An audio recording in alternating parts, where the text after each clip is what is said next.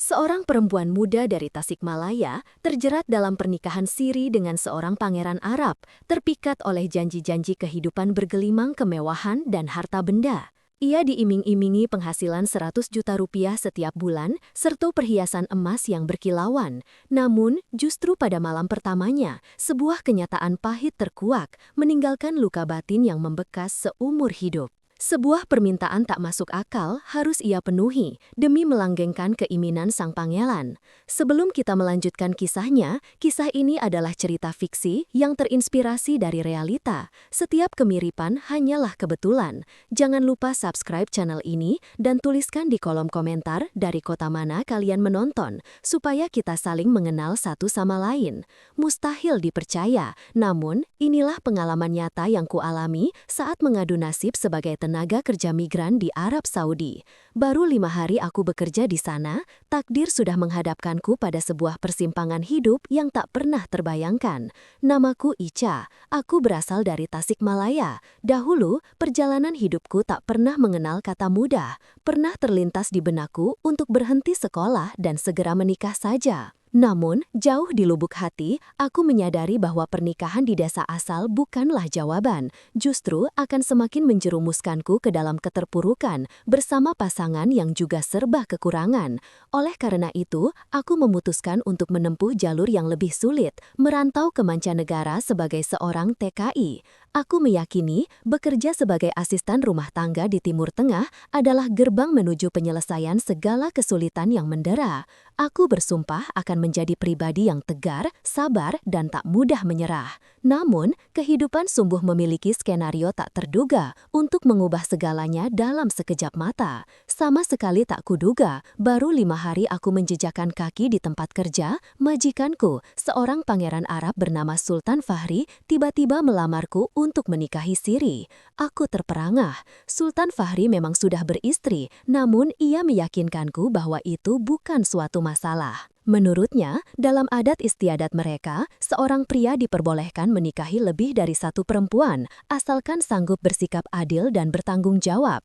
Ia menjanjikan upah 100 juta rupiah setiap bulan, ditambah seuntai kalung emas peninggalan ibunya, jika aku bersedia menjadi istri sirinya. Akan tetapi, semua tawaran itu datang dengan tuntutan yang tidak main-main. Sultan Fahri berkeinginan memiliki 10 keturunan dariku. Ya, 10. Ia berhasrat membentuk garis keturunan yang besar dan aku harus siap menjadi sumber dari semua itu. Apabila aku menolak, ia tak akan ragu untuk membatalkan seluruh kesepakatan. Hatiku dilanda keraguan dan aku tak bisa memungkiri siapa wanita yang tidak tergiur menjadi pendamping hidup seorang Sultan Fahri yang tampan dan bergelimang harta.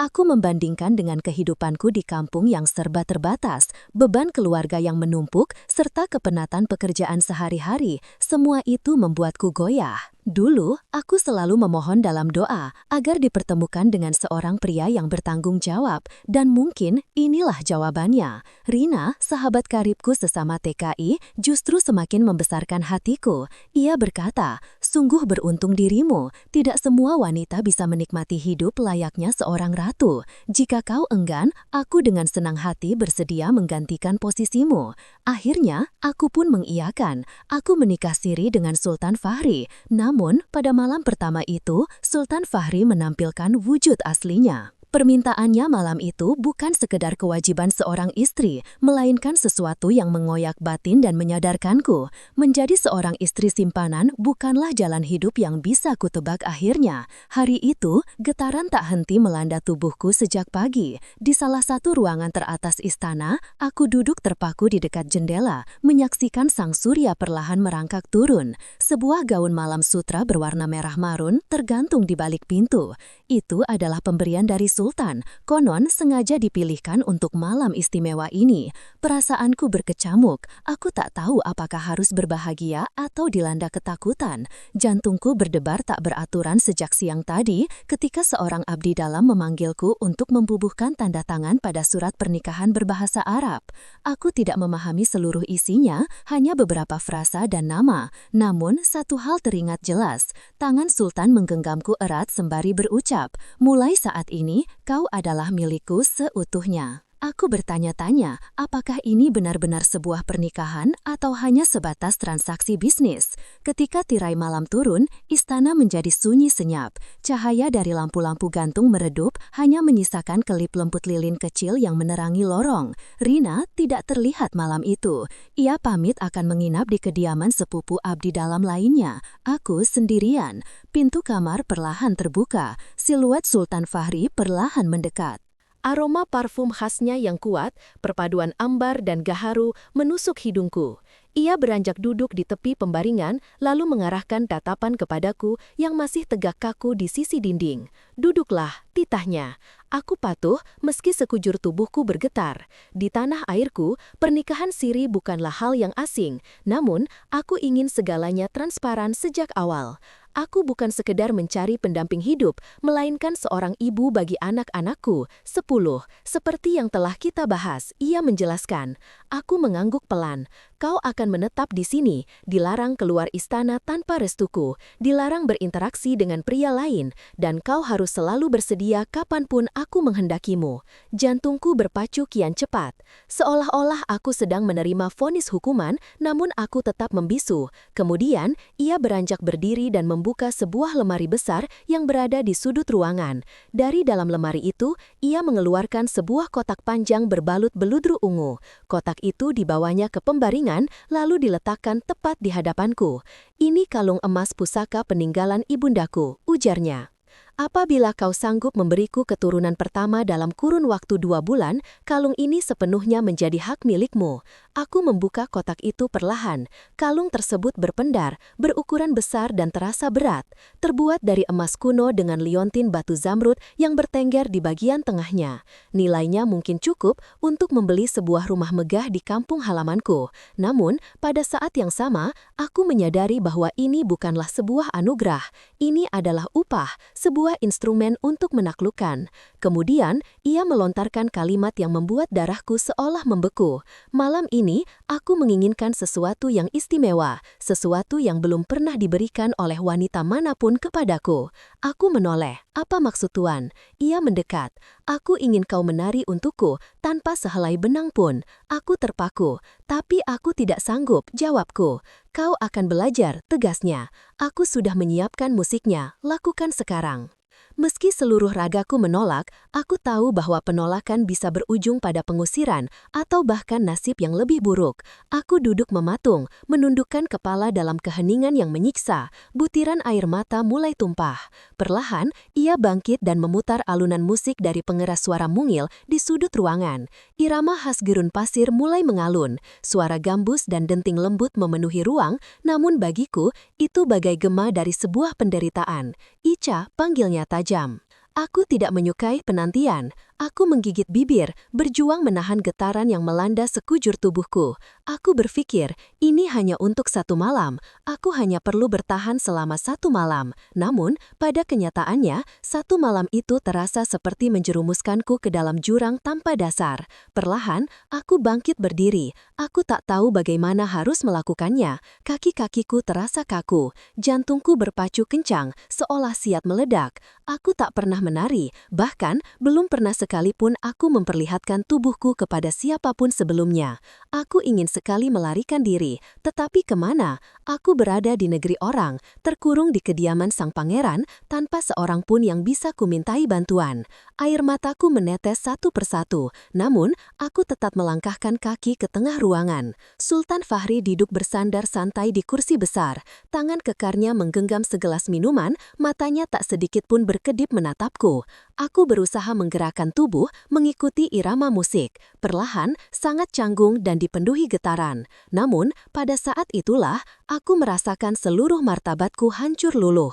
Ia bangkit, melangkah mendekat. Musik masih terus mengalun, tetapi kini derap langkahnya seolah menelan semua suara. "Berhenti," titahnya. Lalu, ia meraih daguku, mengangkat wajahku yang basah oleh air mata. "Tahukah kau mengapa aku memilihmu?" Aku hanya bisa membalas tatapan matanya yang gelap dan menghunjam. karena kau masih lugu, karena kau belum memahami betapa bobroknya dunia ini dan aku ingin menjadi yang pertama merusakmu.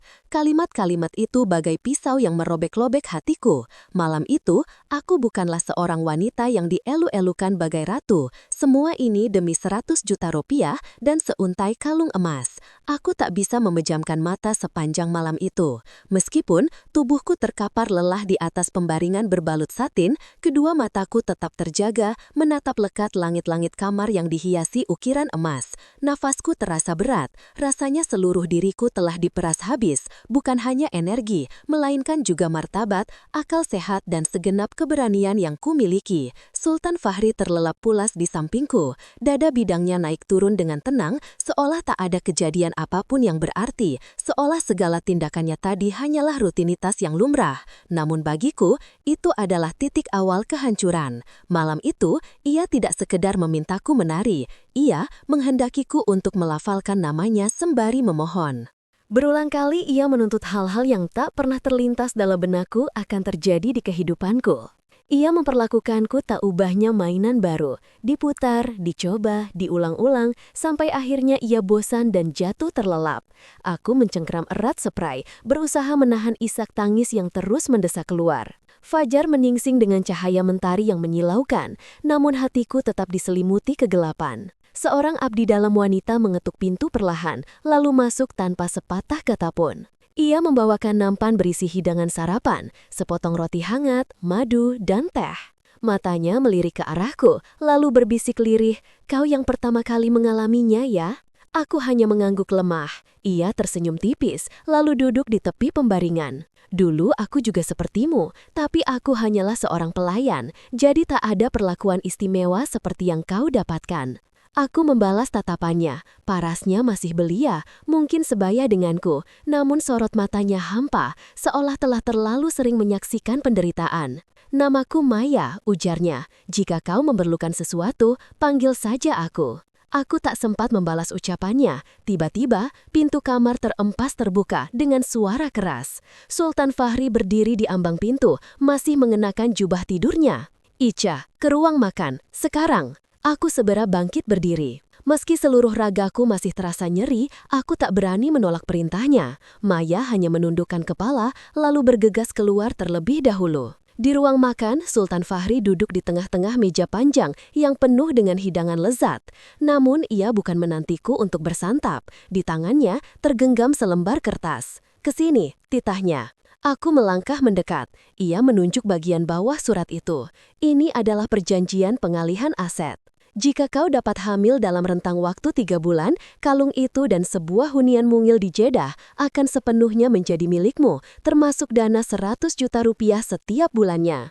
Aku menatap lembaran surat itu, beraksara Arab, huruf-hurufnya terlihat rumit.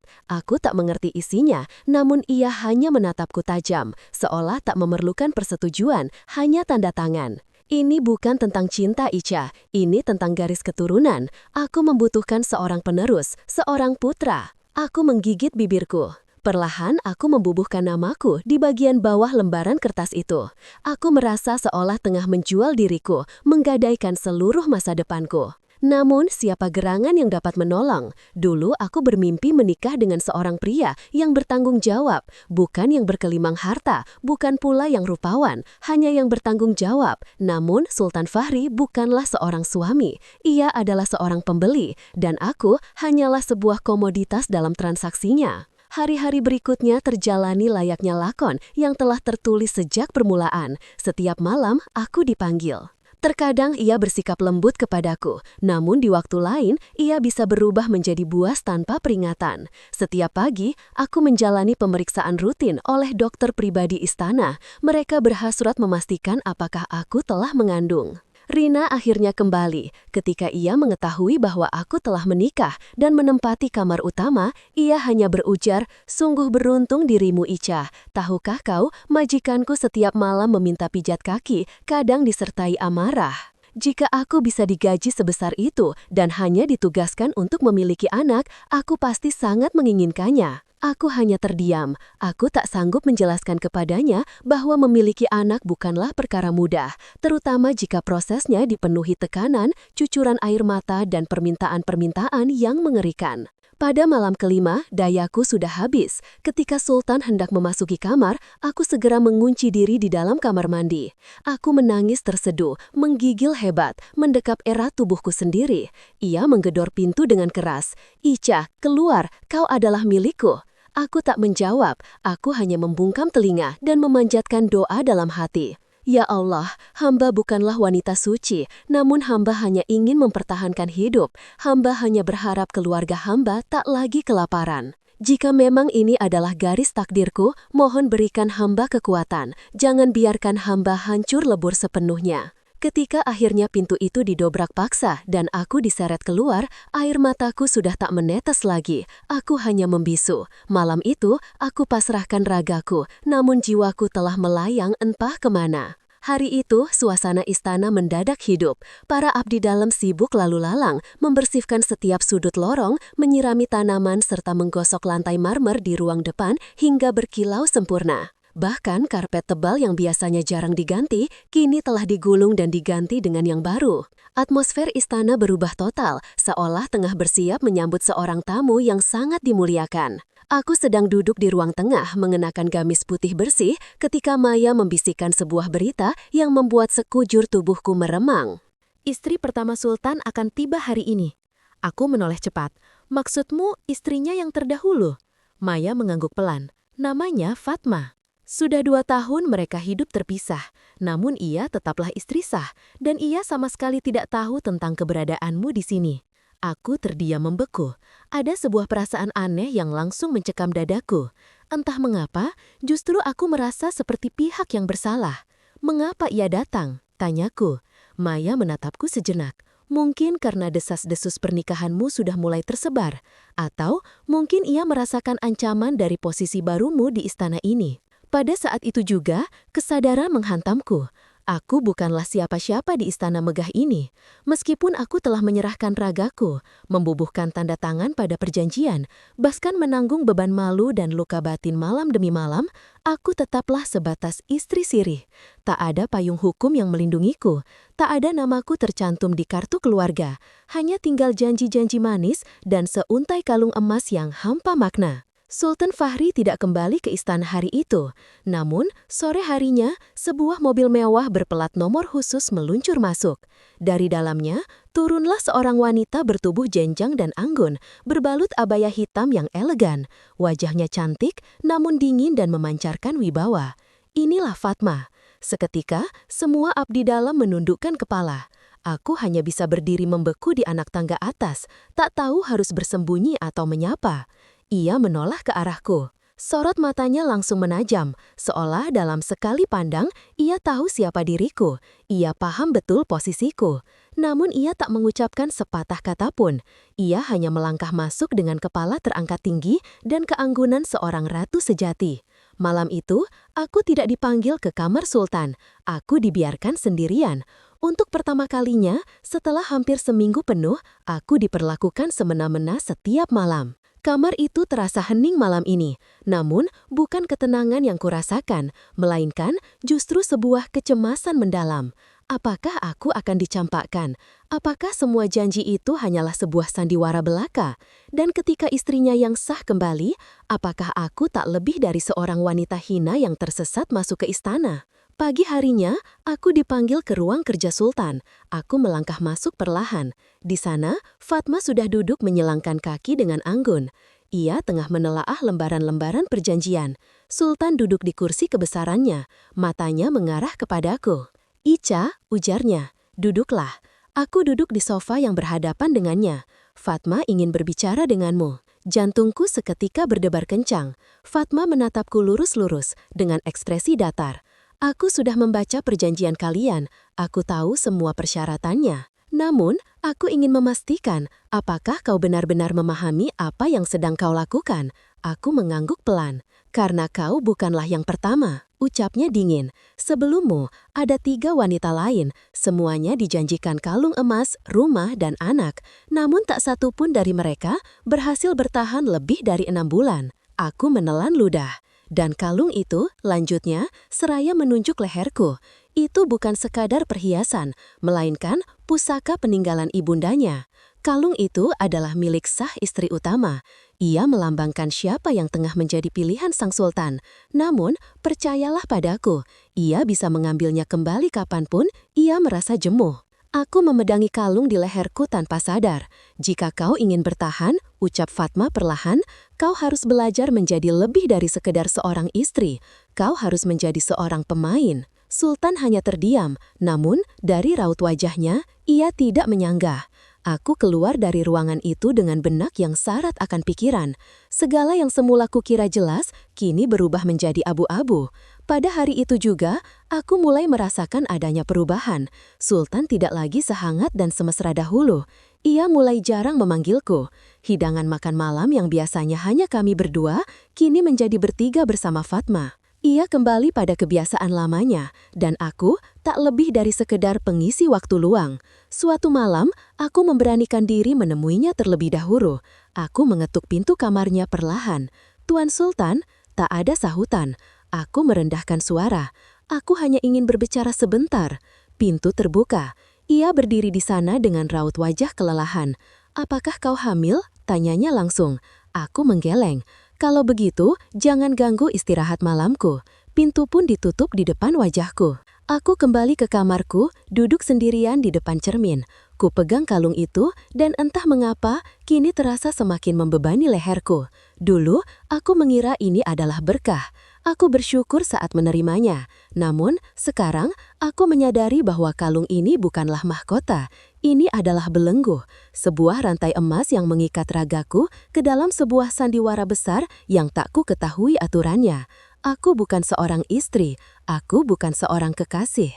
Aku hanyalah sebuah perkakas yang digunakan hingga usang lalu dibuang begitu saja. Dan malam itu, untuk pertama kalinya, aku menulis surat kepada ibuku di kampung. Bukan untuk mengisahkan kehidupan mewah yang kujalani, melainkan untuk mengungkapkan kerinduan. Kerinduan akan hidup miskin namun merdeka. Sudah 3 minggu berlalu sejak terakhir kali aku dipanggil ke kamar sultan. Dalam rentang waktu yang sesungguhnya singkat itu, segala sesuatu berubah begitu cepat, terlampau cepat. Aku, yang semula menjadi rebutan bagai barang baru yang berkilauan, kini menjelma menjadi bayangan yang nyaris tak terlihat. Kalung emas yang dahulu disematkan di leherku dengan senyuman dan janji manis, kini terasa laksana beban berat yang mencekik setiap kali aku bercermin. Dan yang semakin menambah kegelisahanku, aku mulai merasakan adanya keanehan pada tubuhku. Mual di pagi hari, tubuh terasa lesu, kepala mudah pusing, dan nyeri di bagian dada. Aku berusaha menampik perasaan itu, menganggapnya hanya kelelahan biasa. Namun, saat tubuhku mendadak limbung ketika sedang menyapu balkon kamar, Maya langsung menatapku dengan sorot mata yang berbeda. "Kau sudah terlambat datang bulan," bisiknya lirih sembari menyentuh bahuku. Aku menoleh ragu, namun pada akhirnya mengangguk pelan. "Kita harus segera ke klinik," ucapnya cepat. "Jika kau benar-benar hamil, segalanya akan berubah." Pagi itu, aku dibawa secara diam-diam oleh Maya menuju klinik langganan keluarga Sultan. Klinik tersebut tidak menyerupai rumah sakit pada umumnya. Letaknya tersembunyi di sebuah kompleks khusus. Tak ada antrean, tak ada hiruk-pikuk, hanya ruangan-ruangan sepi yang tercium aroma antiseptik yang menusuk indera penciuman. Seorang dokter wanita memeriksaku tanpa banyak berucap. Setelah seluruh prosedur terlaksana, ia hanya berucap, "Mohon tunggu sebentar." Jantungku berdebar tak henti sepanjang penantian. Aku duduk membisu di ruang tunggu, tangan menggenggam kuat ujung jilbabku. Maya berdiri di dekat pintu, mondar-mandir dengan raut wajah penuh kecemasan. Akhirnya, sang dokter keluar dan menyerahkan selembar hasil pemeriksaan laboratorium. Maya segera membacanya, matanya terbelalak lebar. "Kau hamil, Ica, kau hamil." Aku nyaris tak bisa mempercayainya. Nafasku tercekat, sekujur tubuhku bergetar. Aku hamil. Aku benar-benar mengandung benih dari Sultan Fahri. Ketika berita itu sampai ke telinga Sultan, segalanya kembali bergeser. Aku dipanggil malam itu juga, namun bukan ke kamar, melainkan ke taman belakang. Di tempat biasa ia menghisap cerutu, seraya menghisap cerutu di kaki kosa rawa besar. Ia berdiri membelakangiku, lalu berkata, Tahukah kau adalah wanita keempat yang pernah mengandung keturunanku. Aku tercekat. 4. Ia menoleh. Namun, tak satu pun yang berhasil bertahan. 3 kehamilan sebelumnya gugur, dan 1 putra diambil oleh keluarga istriku untuk dibesarkan sebagai milik mereka. Aku tak tahu harus merespons apa, namun ia kemudian melangkah mendekat dan memegang perutku. Jaga anak ini, ujarnya pelan, sebuah nada yang terdengar seperti ancaman sekaligus permohonan. Jika ini adalah anak laki-laki, kau akan tetap tinggal di sini. Kau akan memiliki tempatmu, namun jika bukan, ia tak melanjutkan kalimat itu. Malam-malam berikutnya, aku tidak lagi tidur di kamarku sendiri. Aku dipindahkan ke sebuah ruangan yang lebih luas, lengkap dengan abdi dalam pribadi dan hidangan khusus. Bahkan, Fatma, istri pertamanya, tak lagi menampakkan diri di hadapanku. Namun, itu bukanlah kebahagiaan, melainkan sebuah pengasingan. Mereka menjagaku, seolah aku adalah bejana emas yang harus senantiasa utuh. Tetapi, bukan sebagai Ica, seorang manusia dengan hati dan perasaan, melainkan hanya sebagai rahim yang berfungsi. Aku merasa teramat sendirian. Dan itulah malam ketika aku menulis surat kedua untuk ibuku. Namun kali ini, tak ada amplop, tak ada perangko, dan tak ada alamat tujuan. Aku tahu, surat itu tak akan pernah kukirim, sebab aku tak ingin ibu mengetahui bahwa putrinya yang dulu merantau demi mencari nafkah, kini hanya menjalani hidup sebagai tempat menampung garis keturunan keluarga bangsawan. Ibu, aku hamil, namun bukan dari benih cinta. Ini karena aku tak memiliki pilihan lain. Doakan aku kuat. Ya Bu, doakan aku mampu bertahan, bukan demi mereka, melainkan untuk bayi mungil ini yang tak pernah meminta dilahirkan ke dunia sekeras ini. Surat itu kulipat rapi dan kuselipkan di bawah bantal. Kemudian, aku merebahkan diri, mengelus perutku yang masih rata, dan berbisik lirih. Kau akan tumbuh besar, Nak, bukan untuk menyenangkan ayahmu, melainkan untuk menjadi alasan ibumu tetap bertahan. Waktu berlalu begitu cepat. Bulan-bulan berikutnya, kuhabiskan di dalam kamar mewah yang terasa bagai sangkar berlapis sutra. Dijaga, dimanjakan, namun sekaligus terkurung. Hari-hariku dipenuhi hidangan bergizi, ramuan dari tabib istana, dan pemeriksaan rutin oleh para dokter yang tak pernah berbicara kepadaku lebih dari 3 frasa. Mereka semua memperlakukanku laksana artefak rapuh, namun tak ternilai harganya. Aku sedang mengandung 5 bulan ketika, untuk pertama kalinya merasakan gerakan kecil dari dalam rahimku.